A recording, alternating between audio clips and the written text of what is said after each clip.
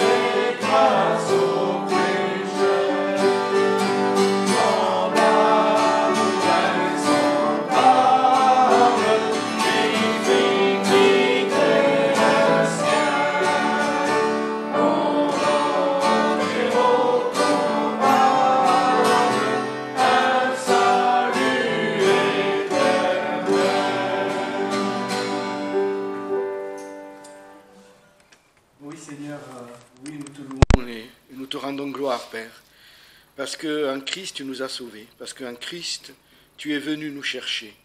En Christ, Seigneur, tu nous avais prédestinés avant la création du monde, nous dit ta parole, au salut et à l'espérance éternelle. Et nous te louons, Père éternel, parce que c'est par pure grâce. Nous n'avons rien fait. Nous ne méritions absolument pas cela. Ce n'est pas que tu nous as choisis parce que nous étions meilleurs, parce que tu as trouvé en nous quelque chose de bon, non. C'est uniquement parce que tu nous as fait grâce. Et que cette grâce, Seigneur, nous l'avons reçue. Nous avons cru à ton amour, nous avons cru à ce que tu as fait en Jésus-Christ. Et c'est pour ça que nous avons reçu la grâce de l'espérance éternelle. Et nous prions qu'en ce jour aussi, au milieu de nous, dans nos églises et même dans le monde, Seigneur, des âmes puissent te rencontrer, puissent comprendre cette grâce, cet amour, cette miséricorde, afin qu'ils se tournent vers toi et qu'ils ne craignent point de s'approcher d'un Dieu saint comme toi, parce qu'en Christ, Seigneur, tu nous as réconciliés avec toi et tu nous as placés dans les lieux célestes en lui. Nous te remettons donc ce culte, Seigneur, que tu conduises toutes choses par ton esprit, que tu prennes plaisir aussi, Seigneur, à la louange et à l'adoration de nos cœurs et de nos âmes.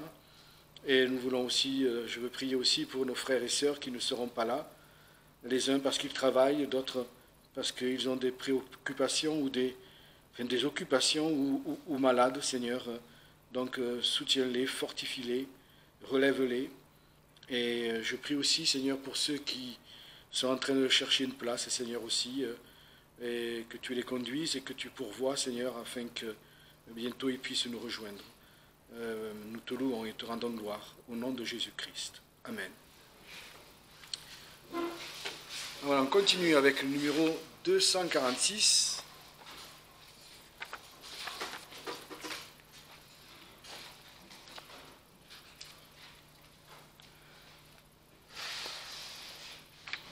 Alors merci Seigneur, parce que voilà, Yannick est avec nous.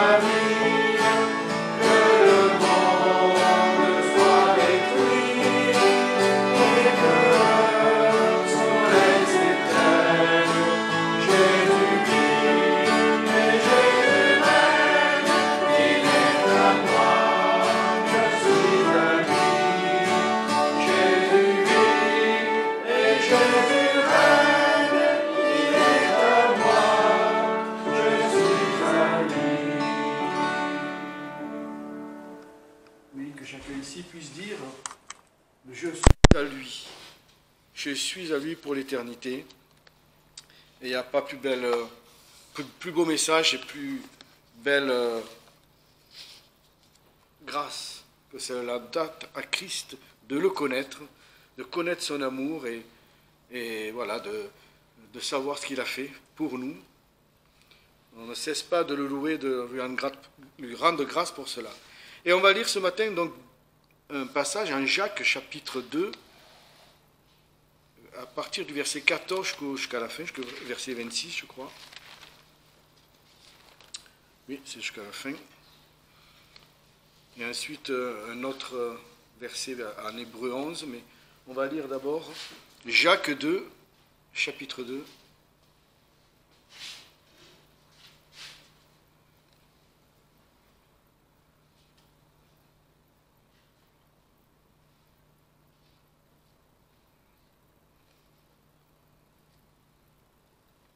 Voilà, à partir donc, du verset 14.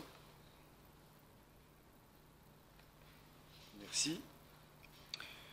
Mes frères, que servira-t-il à quelqu'un de dire qu'il a la foi s'il n'a point les œuvres? Cette foi le peut-elle sauver?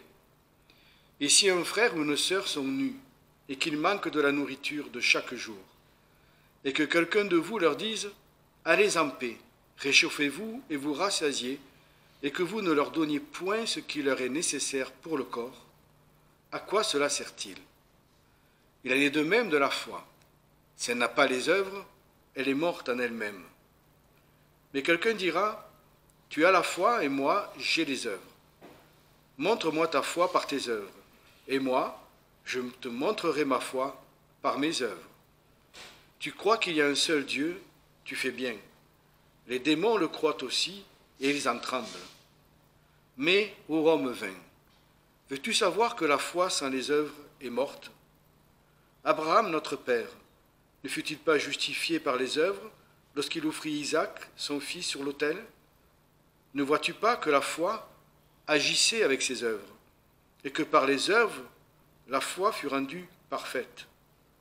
Et ainsi, ce que dit l'Écriture s'accomplit, Abraham crut à Dieu, et cela lui fut imputé à justice. Il fut appelé ami de Dieu. Vous voyez donc que l'homme est justifié par les œuvres, et non par la foi seulement. De même aussi, Rahab, la courtisane, ne fut-elle pas justifiée par les œuvres lorsqu'elle reçut les messagers et les fit sortir par un autre chemin?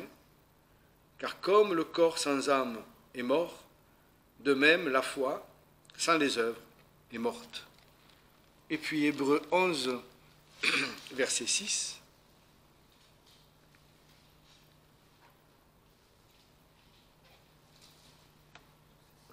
Hébreux 11. Matthieu Hébreux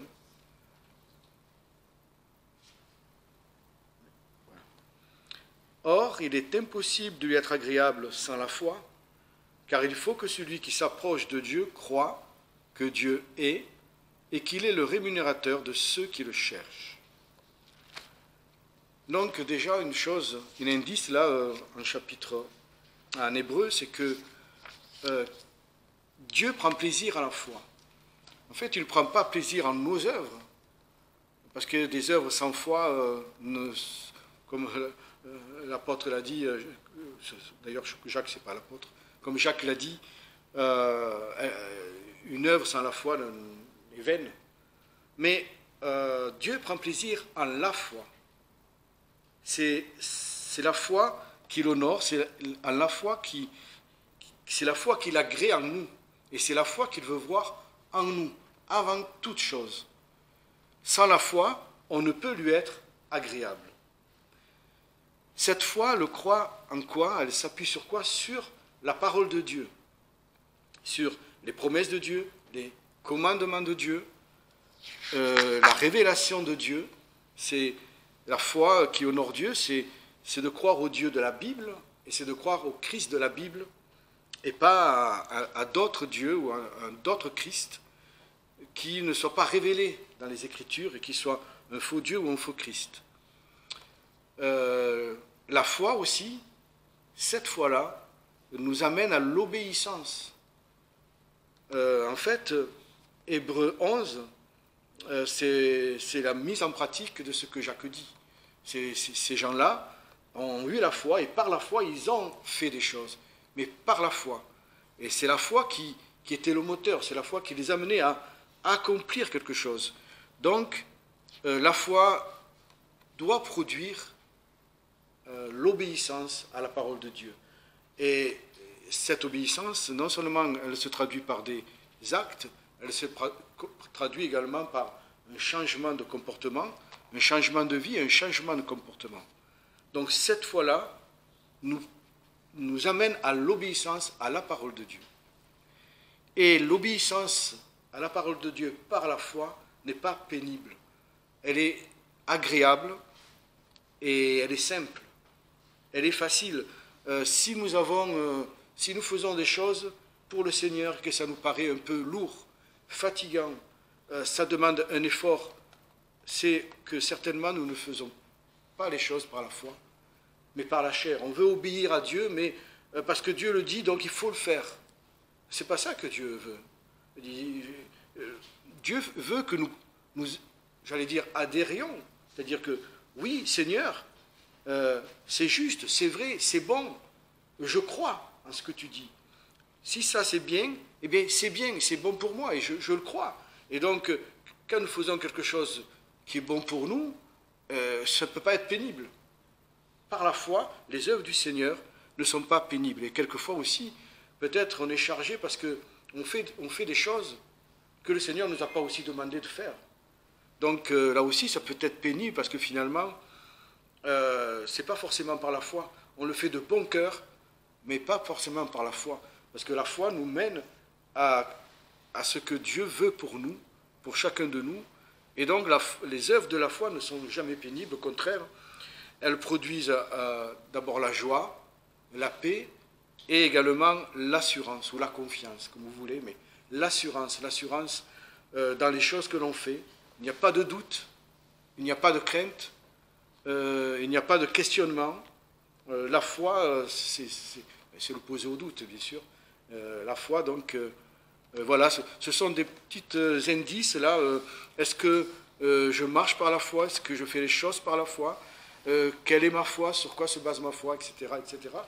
Pour que nous sachions également si ce que nous faisons pour le Seigneur, nous le faisons par la foi, ou si c'est un petit peu charnellement, parce que nous n'avons pas saisi totalement la volonté de Dieu pour nous, dans ce qu'il veut pour nous.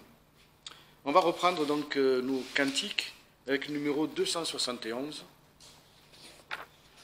Alors il y a assez longtemps qu'on n'a pas chanté ce chant, mais il n'est pas difficile, on va s'en souvenir.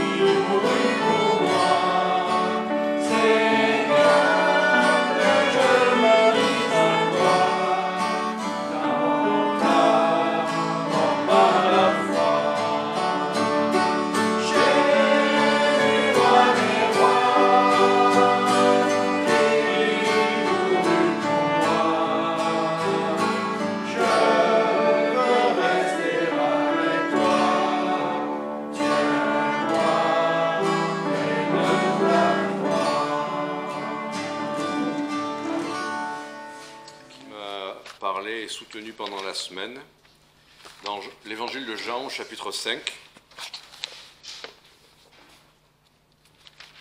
Si ça n'avait pas été devenu le message, ça aurait sans doute été un partage, parce que c'est un texte, surtout une phrase qu'on connaît bien. Alors je suis toujours content de voir que même la présidence, même les chants, amènent aussi comme une introduction à ce qu'on va voir maintenant. Donc Jean, chapitre 5, on pourrait lire tout le chapitre, tout le texte, du verset 17 au verset 30, mais déjà je voulais juste vous lire les deux versets 19 et 30, qui sont un peu l'idée principale. Verset 19, Jean chapitre 5, je vais prier juste avant, et après on va le lire. Seigneur, merci de ce que tu es un Dieu vivant, qui sait parler, qui sait manifester que tu es là, qui sait se faire comprendre, qui s'est rendu accessible, intelligible, compréhensible, alors que tu es le Dieu tout-puissant et glorieux, et que tes pensées sont bien au-delà de nos pensées. Merci parce que tu t'es abaissé jusqu'à nous, tu t'es incarné, c'est vrai, et tu nous as parlé en des mots, avec des images, avec des textes, des versets, qui nous permettent de rentrer dans ta pensée. Merci Seigneur de nous parler de toi ce matin. On a besoin de toi avant tout et de nous montrer aussi la direction, l'application à vivre, Seigneur, qui te glorifie pour le temps qu'on est ici-bas encore avant que tu viennes nous chercher. Merci parce que tout sera effectivement amené à la perfection quand tu viendras nous chercher et que jusque-là on va tendre à cette perfection. Mais si c'est quelque chose ce matin dont nous avons besoin, eh bien parle à nos cœurs et rends-nous capables de faire ce que nous avons à faire pour ta gloire, par la foi en Jésus-Christ. Donc, verset 19, Jésus prenant la parole leur dit, en vérité, je vous dis que le Fils ne peut rien faire de lui-même. Déjà, je m'arrête là, on verra la suite. Qu'est-ce que ça veut dire? Il ne peut rien faire de lui-même. Et au verset 30, la même idée est répétée, verset 30, « Je ne puis rien faire de moi-même ». Voilà, on va approfondir ça. Mais cette affirmation à deux reprises, Jésus qui est parfait, qui est le Fils de Dieu, il dit « Je ne peux rien faire de moi-même ». Alors, à plus forte raison, nous appliquons ça à nos vies et nous savons bien que sans le Seigneur, sans son entrée dans notre vie par sa grâce, sans sa force en nous pour faire ce qu'il nous demande parfois de faire, on ne pourrait rien faire de nous-mêmes, évidemment. Qu'est-ce que ça veut dire, cette phrase? Moi je me dis, ça veut dire qu'il dépend de son Père. Voilà, il y a la notion de dépendance, et aussi il y a l'idée d'obéissance. Il ne fera que ce qu'il a à faire. Enfin, je ne peux rien faire de moi-même, c'est-à-dire je dois recevoir des ordres et je n'y arriverai pas par moi-même. C'est ça, donc dépendance et obéissance. Mais je pense que parfois, on ne comprend pas très bien ce que ça veut dire. C'est pour ça que, exprès, j'ai coupé les versets, parce qu'on aime bien, reconnaissons des fois dans nos milieux évangéliques, prendre des versets et ne retenir que ce que ça semble dire sans voir ce qui est avant, sans voir ce qui est après, et qu'est-ce que ça veut vraiment dire. Et on en fait des fois trop, ou on n'en fait pas assez, ou des fois on fait des erreurs avec cette pensée-là. Je ne peux rien faire de moi-même, ça pourrait dans la tête de certains, ça veut dire, si le Seigneur ne me montre rien, je ne fais rien. Si je ne sens pas sa force, qui est là déjà pour faire sa volonté, je ne fais pas non plus. Si je ne suis pas certain à 150% que c'est la volonté de Dieu, et comme Gédéon qui insiste et fais-moi un signe, il y a un deuxième signe, il y a une troisième signe, on n'entreprend pas et on ne fait rien. On voit bien dans la vie de l'apôtre Paul que ce n'était pas comme ça. Il y a des fois, il n'avait pas des certitudes. Il dit, si c'est la volonté de Dieu que je vienne vers vous, je viendrai vers vous. Et puis des fois, il entreprenait des choses, il fallait que le Seigneur l'arrête. Donc non, ce n'est pas ça la marche chrétienne. Ce n'est pas d'être à chaque instant, à chaque seconde de notre vie, rempli de la certitude que tout ce qu'on fait est pleinement porté par le Seigneur, à 100% dans sa volonté. Il faut tendre vers ça, mais reconnaissons que notre marche chrétienne, c'est parfois un peu hésitant, parfois un peu tâtonnant, et parfois on entreprend et on dit, bon mais Seigneur, même Jonathan, c'est l'exemple qui me vient à l'esprit, quand Jonathan, avec son serviteur, veut aller combattre les Philistins, il a une falaise à monter, il dit, bon, je vais le faire, je pense que je dois le faire, mais si c'est la volonté de Dieu, il bénira, si ce n'est pas la volonté de Dieu, ben, voilà, il laisse les deux options ouvertes. Donc c'est pas, ne faire que ne rien faire de soi-même, c'est pas aussi plein que ça, et c'est souvent dans la suite des événements qu'on voit les choses. Alors, on va approfondir maintenant le texte, pour voir dans quoi ça s'inscrit, et le cadre d'application de cette pensée-là. D'abord, c'est Jésus-Christ, le Fils, avec son Père, dont il est question.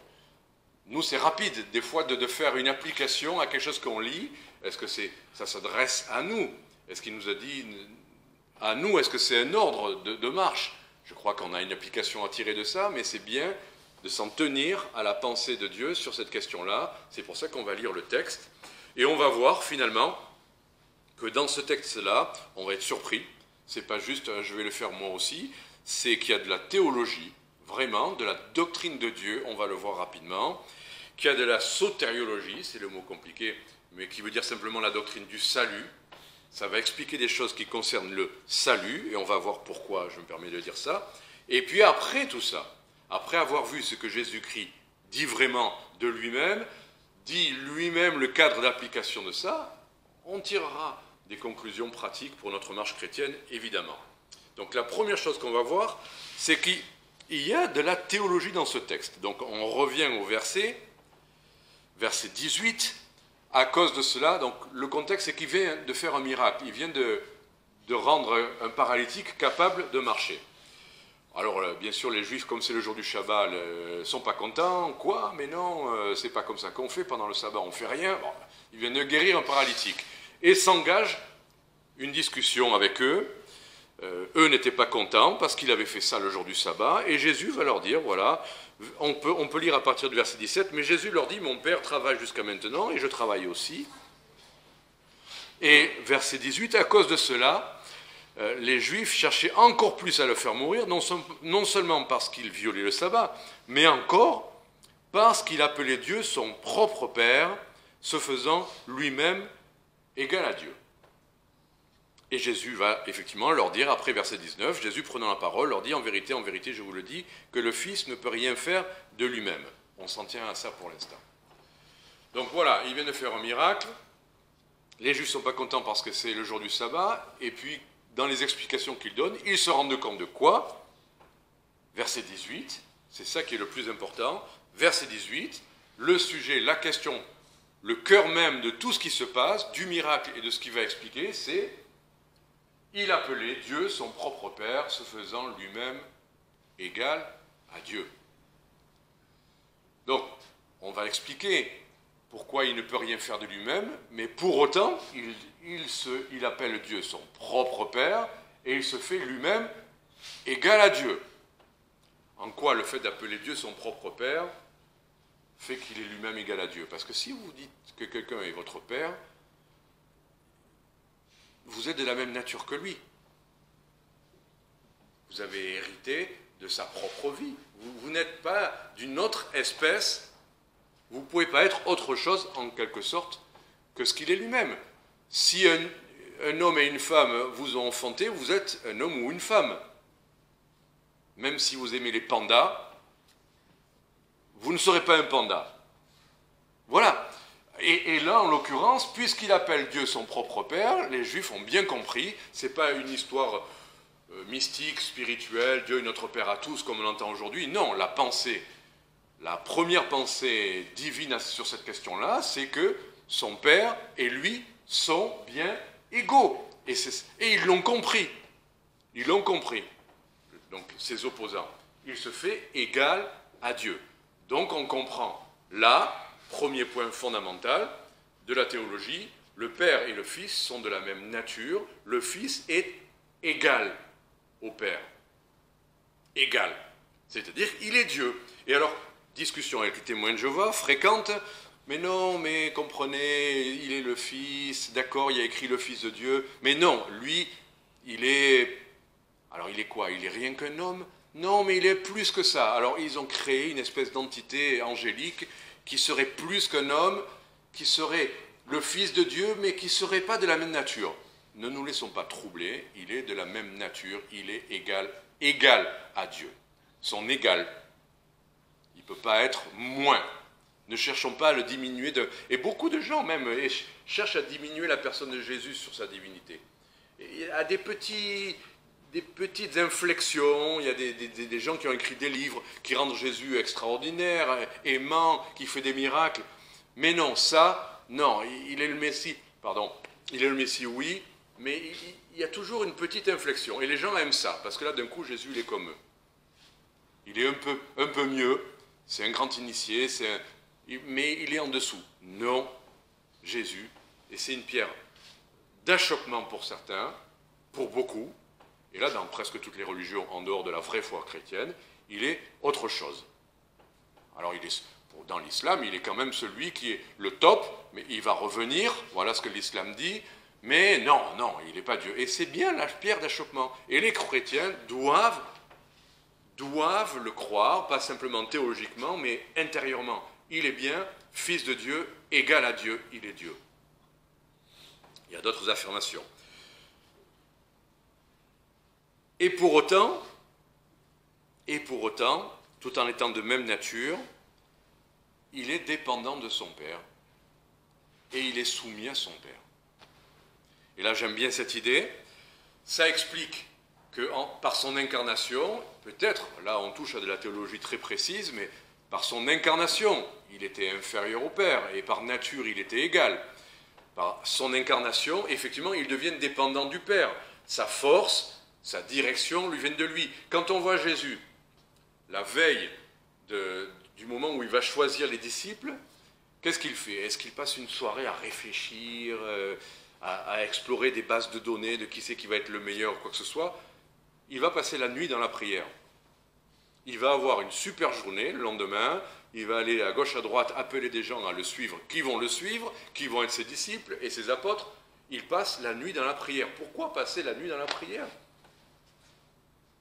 Si ce n'est demander au Père le choix que lui-même a fait. C'est Jésus qui choisit, mais c'est le Père qui a choisi. On verra ça à un autre moment. Si ce n'est que pour ne pas se tromper, pour ne faire que ce que le Père veut, eh bien, il faut que le Père lui inspire tout ça. Et donc, on devrait comprendre, et ça c'est une application à nos vies, que la prière, c'est un des signes les plus flagrants qu'on ne doit pas faire de choix par nous-mêmes, qu'on ne devrait nous non plus pas rien faire de nous-mêmes, ne faire que ce que le Père veut, et un choix flagrant qu'on dépend de lui pour faire ce qu'on a à faire. On a besoin de sa direction et on a besoin de sa force. Et la prière, c'est bien le meilleur moyen. On va voir aussi qu'il y a bien sûr la lecture de la Bible et l'obéissance, mais la prière, c'est la première évidence qu'on a besoin d'aide, on a besoin de direction et on a besoin de force. Et on la puise dans ce moment de prière. Ce n'est pas la prière qui est la force. Ce n'est pas d'être resté à genoux pendant toute une nuit. C'est même pas d'avoir été plus nombreux à prier. Notre force, c'est le Père qui exauce. C'est une relation, c'est une personne. C'est ça. Et la prière, c'est ça. C'est pas, oh, qu'est-ce que la prière est une puissance. Non. Il y a bien des livres qui le disent, la puissance par la prière. C'était Bound qui avait écrit un très bon livre. Mais ce n'est pas la prière qui est la puissance, c'est Dieu qui est la puissance. La prière, c'est l'accès à cette puissance. L'accès au Père. Ne perdons pas de vue que ça reste une relation, la prière. Donc voilà, c'est l'explication de la prière matinale. Mais là encore, sur la théologie, les témoins de Jéhovah disent « Ah ben vous voyez, il ne peut rien faire de lui-même. Ah ben vous voyez, il est soumis à son Père. » Qui c'est qui est soumis? Dans la tête humaine, celui qui est soumis, il est quoi? Inférieur. C'est ce que le raisonnement. Mon patron, si je lui suis soumis, mon contremaître, si je suis un ouvrier, si je dois lui obéir, ben c'est que je suis inférieur à lui. Et ça n'est absolument pas la pensée de Dieu.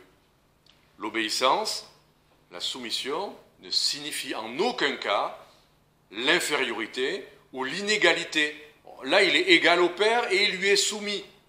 Donc ça montre bien que la soumission, l'obéissance, dépendre Dieu, faire appel à, demander conseil, demander de l'aide, n'est pas une preuve d'infériorité.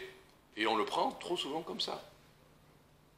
Pour Dieu et pour son Fils, absolument pas. Alors je me permets de faire encore une petite application, mais Éphésiens chapitre 5, versets 22 et 24,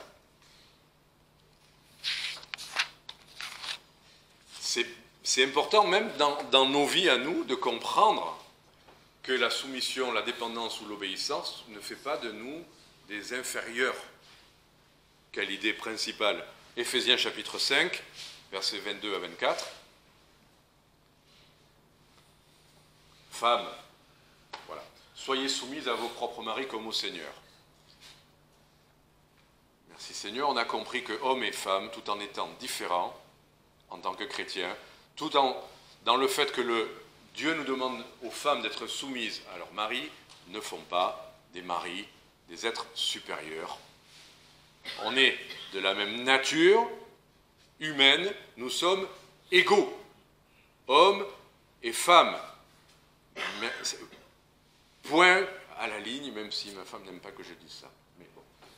Femmes, soyez soumises ne signifie jamais, dans la pensée de Dieu en tout cas, dans la pensée de Dieu ne signifie pas infériorité. Comprenons-le. Malheureusement, les hommes, l'humanité, la culture, en ont fait ça. Les autres le perçoivent d'une manière parce que certains le manifestent d'une manière. Mais la pensée de Dieu, parce que justement, ça, d'abord, on est de la même nature, donc on est égaux par nature. Et puis ensuite, parce qu'il y a l'amour du Père, et puis c'est à l'exemple de Jésus avec son Église, etc., etc. Donc on ne va pas aller plus loin, ce n'est pas le sujet d'aujourd'hui, mais juste pour qu'on se rappelle que dépendance et soumission ou obéissance ne signifient pas infériorité. Si on faisait encore une petite extension, mais quand on est dépendant de quelqu'un, c'est vrai qu'on a l'impression que ça nous diminue dans notre personnalité. Ça n'est pas le cas. Il faut accepter cette idée. On est dépendant, des fois dans le ministère, on est dépendant du soutien des frères et des sœurs. Ça fait des fois, on aime bien humainement de gagner son propre pain et de le mériter, et puis on se sent bien dans sa peau quand on a mérité quelque chose. Et d'être dépendant, ça diminue, ça dégonfle un tout petit peu notre amour-propre. Mais ça ne fait pas de nous des inférieurs.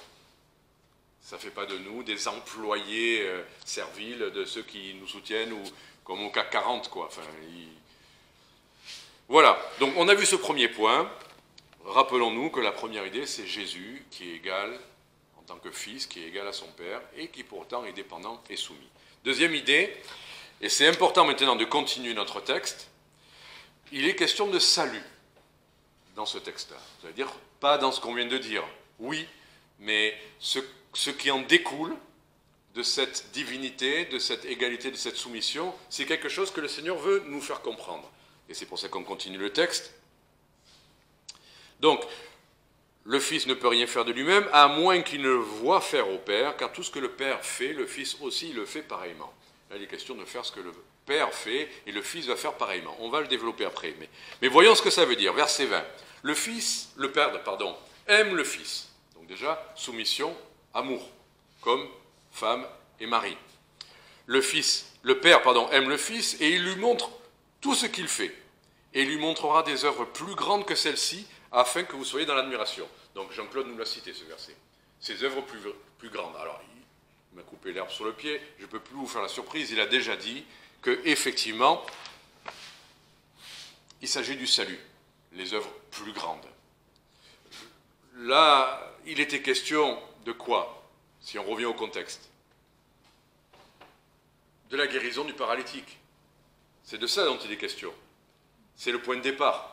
La guérison du paralytique. Et là, les uns sont fâchés, mais les autres sont dans l'admiration. « Waouh, super, tu guéris un paralytique. Oh, tu ouvres les yeux d'un aveugle, tu fais parler et chanter peut-être même un muet. » Et Jésus dit « Oui, d'accord, tout ça c'était important, mais tout n'est pas bâti là-dessus. Loin de là. Et il dit, j'aimerais que vous attachiez plutôt à cette œuvre plus grande. Vous en verrez des plus grandes, et quoi? Afin que vous soyez dans l'admiration. Quand le Seigneur fait des œuvres grandes, c'est parfois parce que c'est utile, oui, mais c'est surtout pour susciter l'admiration et la foi et la louange. Quand le Seigneur fait des miracles dans nos vies, c'est parfois pour répondre à nos prières, c'est parfois parce qu'on en a besoin, mais des fois il y met une telle accumulation de détails, ça ne serait même pas indispensable. Justement, non. Enfin, par rapport aux obsèques, moi je vous dis, on a eu une accumulation de détails, je ne sais pas si je vous l'ai dit, mais je vais vous le répéter, c'est pas grave.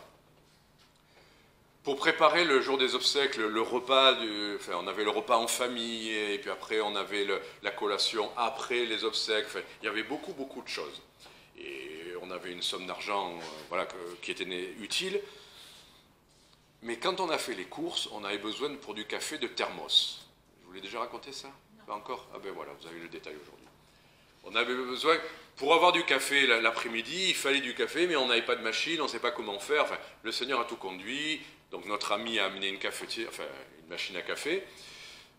Mais moi, au départ, je pensais acheter un thermos, enfin un ou deux gros thermos, et on est allé aux grandes surfaces à côté de chez nous, c'était super cher, ça me faisait un peu râler.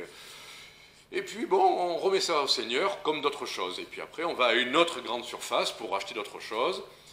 Et là, il y avait juste dans un coin des thermos, de la marque Thermos, je fais de la pub, magnifique, de toutes les couleurs. Normalement, les thermos, c'est aluminium et petit. Et là, c'était des gros, c'était des thermos, et c'était de toutes les couleurs, très très beau, à 50%.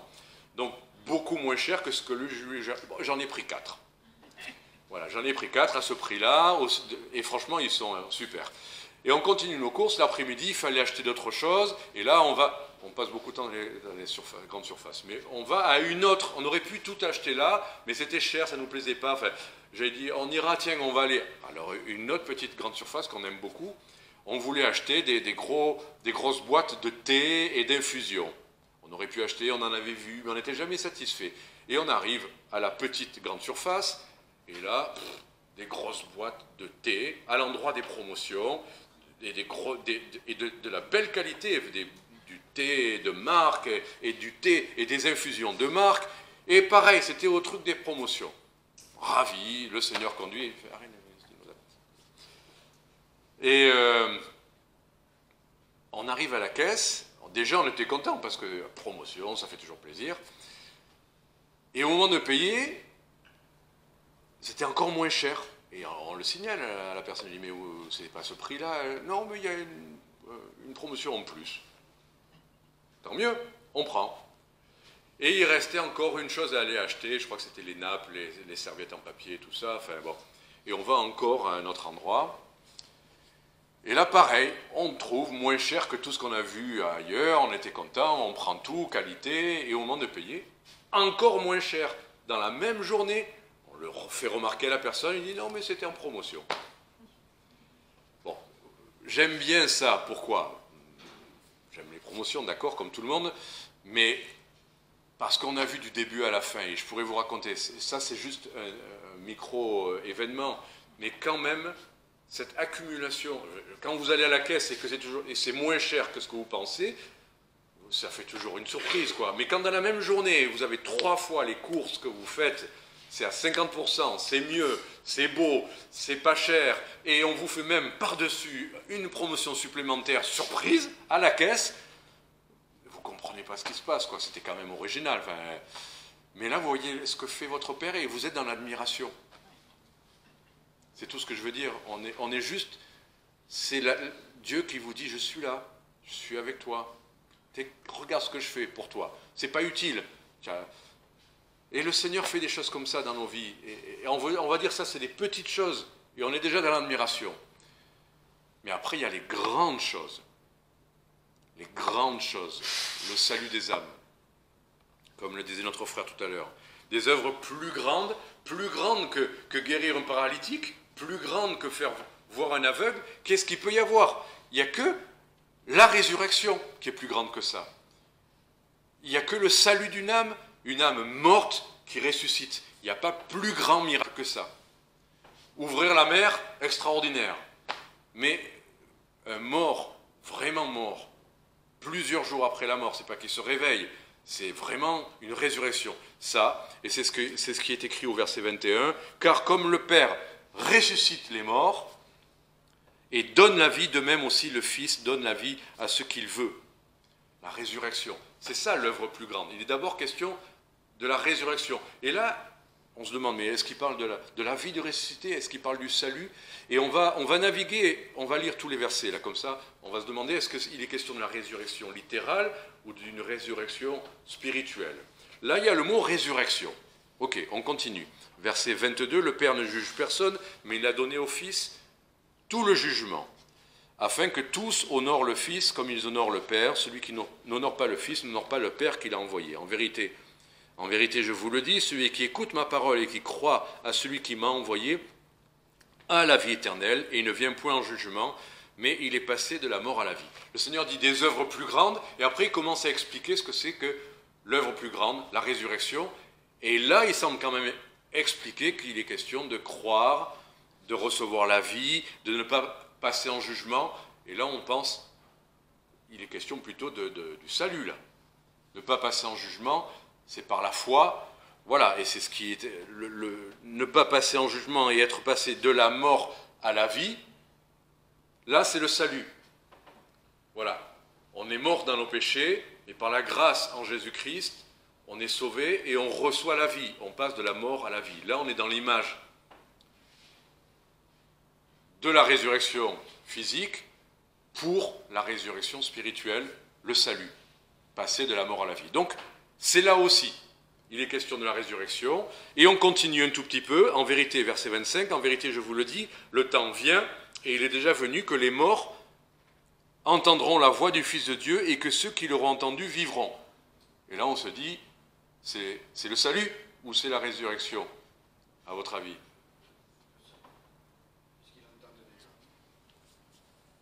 Eh bien, on va continuer, on va voir qui c'est. Les morts l'entendront, ils entendront la foi du Fils de Dieu, et ceux qui l'auront entendu vivront, ok, car comme le Père a la vie en lui-même, et il a aussi donné au Fils d'avoir la vie en lui-même, il lui a donné le pouvoir d'exercer le jugement, parce qu'il est le Fils de l'homme. Ne soyez pas surpris de cela.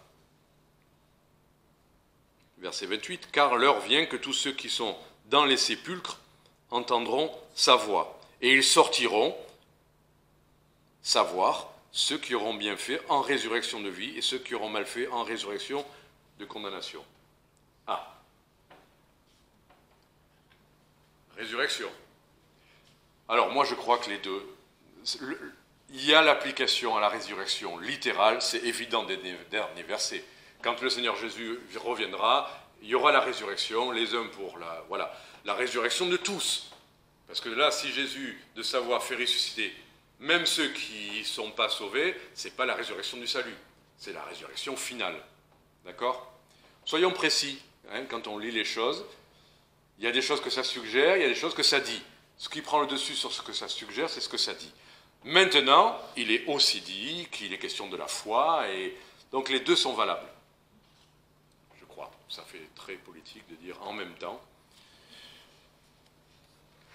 Voilà, image de la résurrection littérale, image du salut, les deux sont valables, mais faisons attention quand même de ne pas appliquer à la légère des choses qui semblent être suggérées, parce que vous voyez cette idée de les morts entendront la voix du Fils de Dieu et ressusciteront.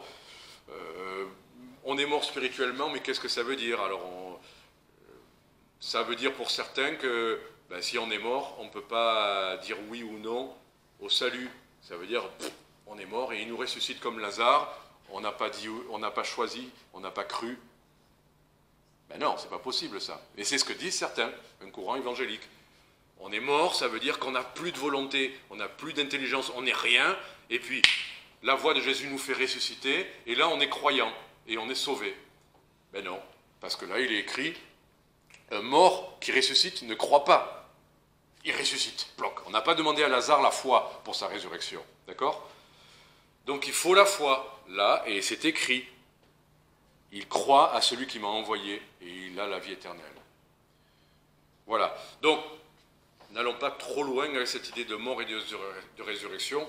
Pour ce qui est du salut, c'est vrai, c'est une image de ce qu'est le salut. On est passé de la mort à la vie, et ça c'est écrit. Mais là, il est aussi question de la résurrection. Voilà, tout ça pour dire, le salut, la résurrection finale, c'est la question du salut de l'homme. Et notre résurrection scellera notre passage de la mort à la vie spirituelle. Ça, c'est de l'enseignement. Pour arriver maintenant à l'application, le dernier point, la marche chrétienne. Si vous avez attendu le troisième point, vous l'aurez, nous l'aurons. On passe à quelque chose de plus pratique. Mais c'était important et c'est fondamental. Jésus n'a pas dit tout ça pour rien, pour qu'on s'en tienne. Oui, bon, maintenant, voilà, c'est ça qui m'intéresse. On est un peu comme ça, finalement. Dis-moi ce que j'ai à faire, le reste, la théologie, la doctrine, ça c'est pour les pasteurs. Et non, si Jésus parle, c'est pour qu'on comprenne tout. Tous, ses enfants.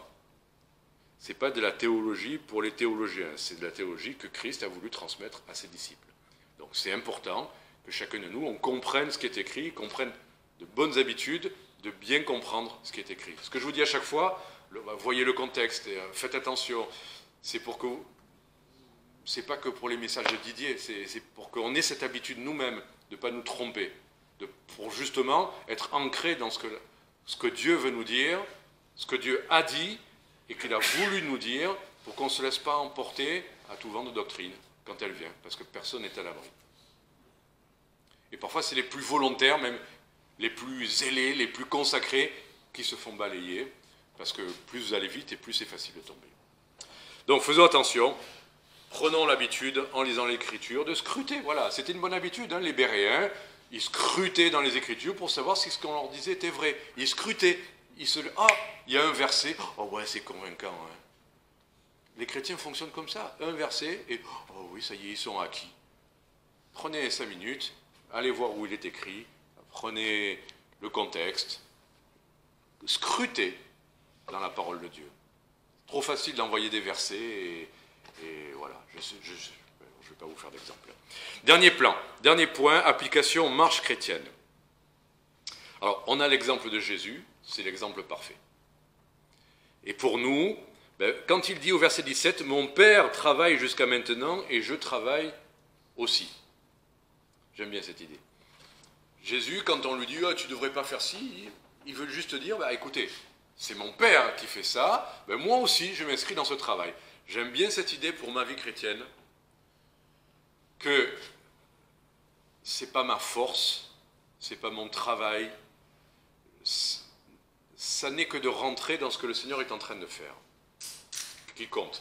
Là, on a tout plein de projets avec la BF, mais on a prié pour que le Seigneur, il nous demande, lui, de prier qu'il envoie des ouvriers dans la moisson, et sans que je cherche rien, eh bien, il y a un groupe de 23 jeunes qui viennent des États-Unis pour visiter la France comme champ de mission. Qu'est-ce que je fais? Ah non, moi je ne sais pas faire, mais j'ai dit, on a prié pour ça. Maintenant, on compte sur moi, et ah oui, viens là, viens en Espagne, là, tu les enseignes. Je vois ce que le Seigneur, le Père, est en train de faire, on a prié pour, on voit un accomplissement. Si j'ai un peu de travail à faire, j'y vais. Je ne vais pas discuter. Je vois mon Père qui est en train de répondre aux prières et de travailler dans ce sens, je rentre dans le travail de mon Père. C'est du travail tout balisé. Je n'ai pas à me poser la question, moi, pas moi, je parle bien, peu importe. Et il insiste avec cette idée. Regardez, on la connaît cette idée. Rentrer dans les œuvres du Père, c'est quoi en tant que chrétien? Là, on est sûr que c'est pour les chrétiens. Éphésiens 2, 8 à 10, on va aller lire ce verset. Éphésiens 2,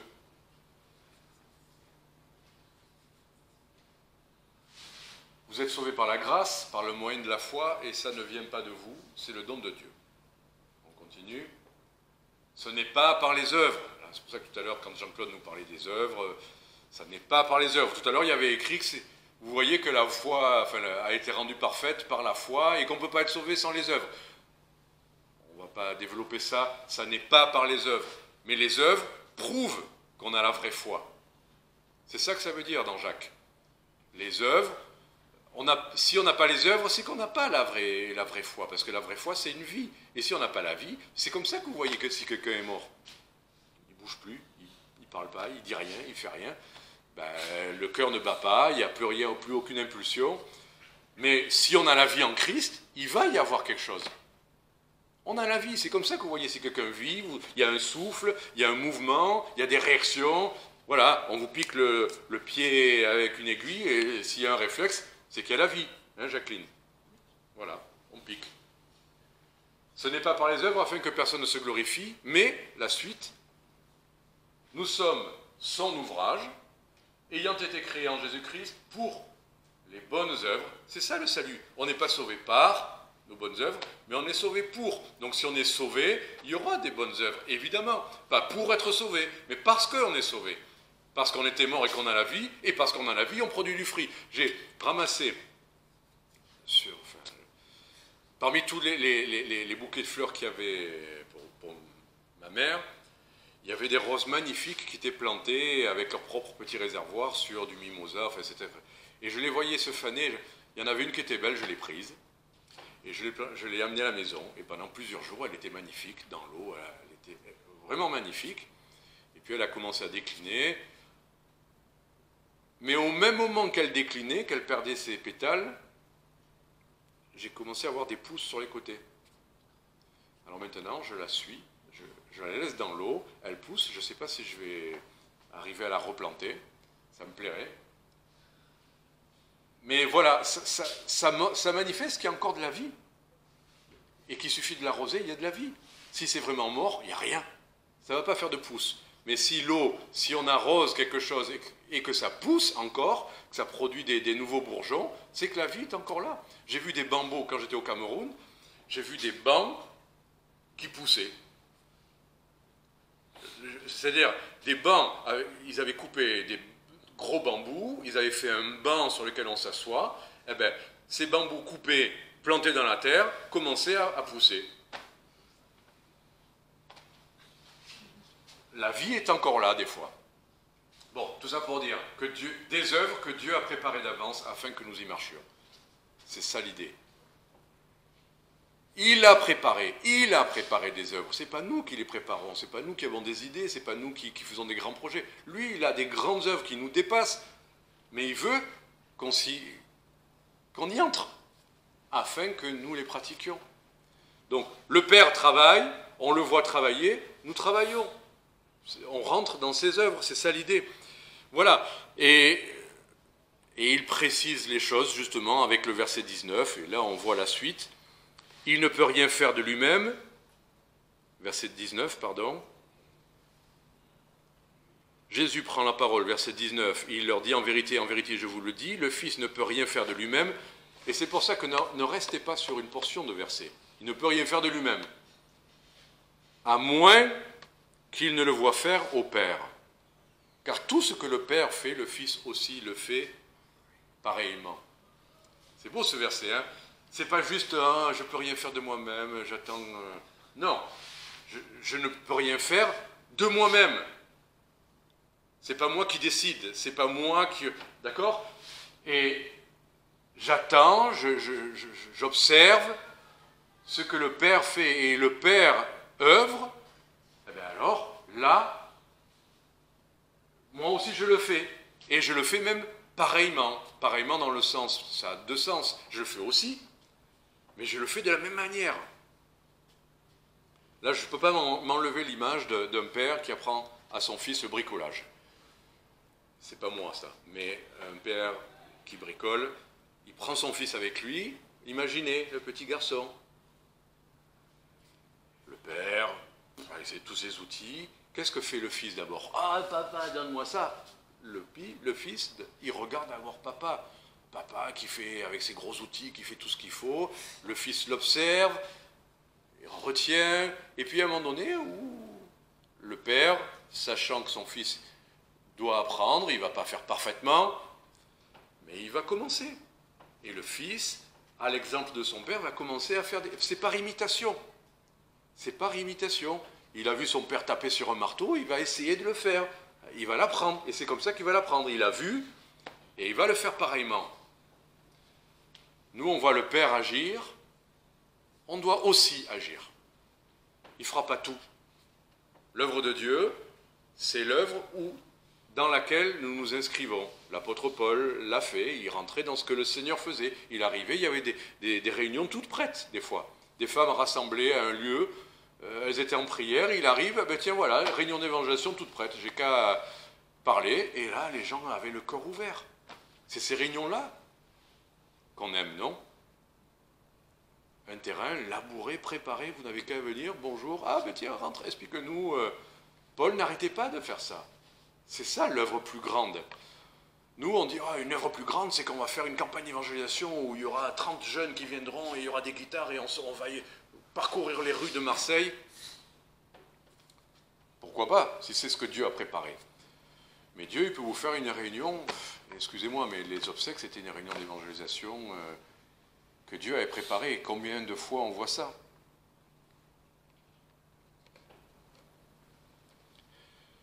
Regardez, mais il faut avoir les yeux ouverts pour ça, pour voir ce que le Seigneur est en train de faire.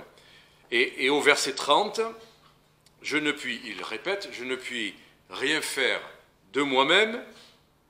Là encore, c'est pas qu'il n'est pas capable de rien faire. Jésus pouvait faire des choses, mais il ne voulait rien faire de lui-même. Alors, il dit, je juge selon que j'entends. Et mon jugement est juste, car je ne cherche point ma volonté, mais la volonté du Père qui m'a envoyé. Je juge selon ce que j'entends. Voilà comment on doit faire, rentrer dans les œuvres de Dieu, dans les œuvres du Père, c'est regarder ce qu'il est en train de faire, et d'écouter, d'entendre ce qu'il nous dit. Les deux vont ensemble. Voir là où Dieu est à l'œuvre, et d'entendre ce qu'il nous dit. Et on le voit, les deux vont ensemble. Des fois, on doit tout faire par la foi sans rien voir, d'accord, mais des fois, il faut avoir les yeux ouverts pour voir là où Dieu est en train d'agir, et pas faire nos petites affaires à nous, parce qu'on a l'habitude de faire comme ça, ou parce qu'on a des bonnes idées. C'est quoi les œuvres plus grandes aujourd'hui qu'on doit pratiquer? Est-ce que c'est de faire le CD musical qu'on a l'intention de faire? Est-ce que c'est de faire une convention de l'ABF? Est-ce que c'est de recevoir ces 23 jeunes et puis après 8 jeunes? C'est de faire un livre? C'est quoi les œuvres plus grandes? Mais moi, les œuvres plus grandes, je n'attends qu'une chose, c'est qu'une âme soit sauvée, que de voir le Seigneur qui fait passer de la mort à la vie, une âme, 5 âmes, 10 âmes, j'en sais rien. Et ça, c'est l'œuvre de Dieu, ça. Mais on doit rentrer là-dedans. Je suis content que des jeunes adultes soient à la distribution quand je ne peux pas y aller, que je ne peux plus y aller, mais c'est bien. C'est le moment où les vieux diminuent et les jeunes prennent le relais. Appelés, conduits, équipés par le Seigneur, c'est ça qui compte, c'est pas ce qu'on est. Nous, il n'y a pas de souci. On peut laisser petit à petit la place. Donc les grandes œuvres, c'est de participer à ça. On va dire, d'être deux à faire une distribution, c'est pas une grande... laissez le Seigneur agir et vous verrez. Voilà, j'ai une petite image et je termine. Image sportive, mais sans ballon. Comment on fait du surf? Comment vous faites du surf? Est-ce que c'est parce que vous avez des gros bras que vous allez faire du surf? Vous essayez de passer les vagues, et puis à un moment donné, il y a une grosse vague qui arrive. Les gens qui font du surf, ils sont conduits, leur effort, c'est juste de tenir en équilibre sur cette vague gigantesque. Rentrer dans les œuvres de Dieu, des fois, c'est ça. Vous voyez Dieu à l'œuvre, c'est pas vous qui allez faire une vague, c'est pas vous, vos efforts qui vont faire que vous allez faire quelque chose de magnifique. Vous êtes juste, vous avez pris la vague. Et deuxième petite image, vous faites de la voile, en fait, vous avez besoin du vent. On ne fait pas de voile sans vent. Vous pouvez avoir un voilier magnifique, s'il n'y a pas de vent, il ne sert à rien. Vous pouvez avoir un petit truc comme ça, mais quand le vent arrive, et vous savez ce qu'on fait normalement, ça je vous l'avais déjà dit, mais on regarde l'eau. C'est-à-dire, normalement il faut le vent, mais si, regardez l'eau. Parce que quand le vent arrive, l'eau est irisée. C'est même pas encore des vagues, quand le coup de vent arrive, parce que ça c'est surtout si vous faites de la planche à voile, vous êtes obligé de vous jeter en arrière pour pouvoir avancer. Et vous voyez le vent arriver, vous le voyez littéralement se déplacer sur l'eau. Quand le verset dit « tu en entends le bruit, tu ne sais ni où il vient ni où il va », ben sur l'eau vous pouvez le voir, le vent.